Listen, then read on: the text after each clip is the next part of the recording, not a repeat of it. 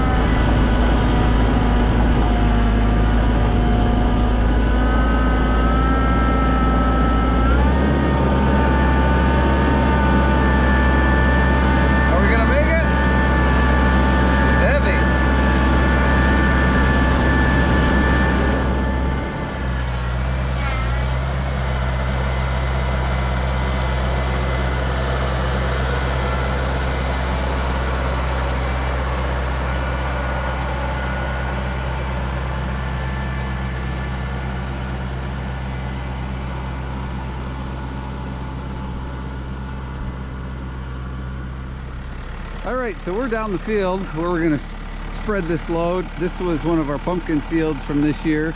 You're gonna see throughout the video some pumpkins that are still here.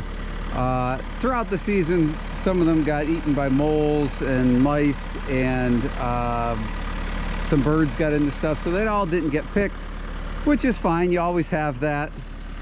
They just sit there and put nutrients back in the ground. But the way we work our pumpkin planting is, you can see the pretty big space here between the rows. So this year, you know, we planted obviously there and there. You can see the plastic. Well, next year we're going to go in between. We're going to plow in between, and our pumpkin rows will be offset. This plastic is biodegradable. It's supposed to be, I forget what it was, a 7-month plastic or something. I can't remember. Anyway, it's supposed to biodegrade. We shouldn't have to worry about it after. So it's still here. But what we're going to do throughout the winter when we don't have any snow on the ground is we're going to come down here and spread where those pumpkin rows are going to be next year. So this load here, I know it doesn't look too big on the spreader, but it is all just wet except for the little bit that was on top. There was a couple pens in the barn we cleaned out, but we cleaned an outside area today, and you can just see this stuff is so wet and heavy.